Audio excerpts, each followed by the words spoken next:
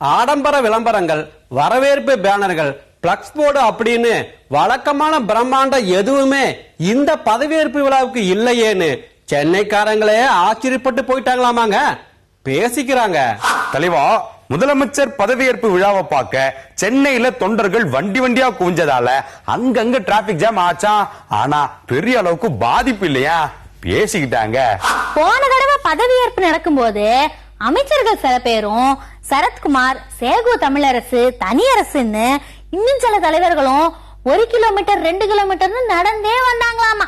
ஆனா இந்த தடவை 2011 மாதிரி டிராபிக் எல்லாம் இல்லையாமா. பேச்சா கிடக்குது. பதவியேற்பு நிகழ்ச்சிக்கு பிரதமர் மோடி கண்டிப்பா வருவாரு அப்படின்னு எதிர்பார்ப்பு இருந்துச்சான். அவரு திட்டமிட்டபடி வெளிநாடு போனதுனால நிதி அமைச்சர் ஜெட்லியாவது வர வாய்ப்பு இருக்குன்னு பேச்சான். ஆனா ரெண்டும் நடக்கலையா. பேசிக்கிட்டாங்க.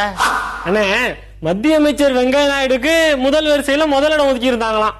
அதே நேரம் அவருக்கு எதிர்ப்பக்கம் முதல் வரிசையில முதல் இடத்துல சசிகலா உட்கார்ந்து இருந்தாங்களாம். இது டெல்லி வரைக்கும் போயிருக்கான் சொல்லிட்டாங்க. சரத்குமாருக்கும் தா பாண்டியனுக்கும் முதல் வரிசையில இடம் கொடுத்தவங்க பிரதான எதிர்கட்சி தலைவரான ஸ்டாலின கூட்டத்தோட கூட்டமா உட்கார வச்சுட்டாங்களே அப்படின்னு ஒரு சலசலப்பு கிளம்பி இருக்குதுங்களா. பேசிக்கிறாங்க. இன்னொரு பக்கம் தலைவா, டாஸ்மாக் பத்தின அறிவிப்பு நல்ல தொடக்கமா இருக்குதேன்னு மக்கள் மத்தியில ஒரு நல்ல அபிப்பிராயம் இருக்குதான். ஆனா டாஸ்மாக்கு சரக்கு சப்ளை பண்ற முதலாளிகள் IAS அதிகாரிகள் மூலமா அந்த தடைக்கு தடை போட பிளான் போடுறாங்களா. பேசிக்கிட்டாங்க.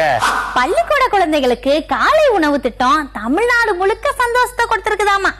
ஆனா பாருங்க, அரசு ஊழியரா மாத்தணும்னு போராடுற சத்துணவு ஊழியர்களுக்கு இது கூடுதல் வேலை தானே அப்படின்னு சொல்லி போட்டு வருத்தத்தை உண்டாக்கி இருக்குதான் சொல்லிக்கிட்டாங்க. பதவியேற்பு விழாவுல முதல் வரிசையில TVS கம்பெனி அதிபர் உட்கார்ந்து இருந்ததுனால 50% மானியத்துல ஸ்கூட்டி வழங்கும் திட்டம் சீக்கிரம் நடைமுறைக்கு வந்துடுன்னு பேசிக்கிட்டாங்க.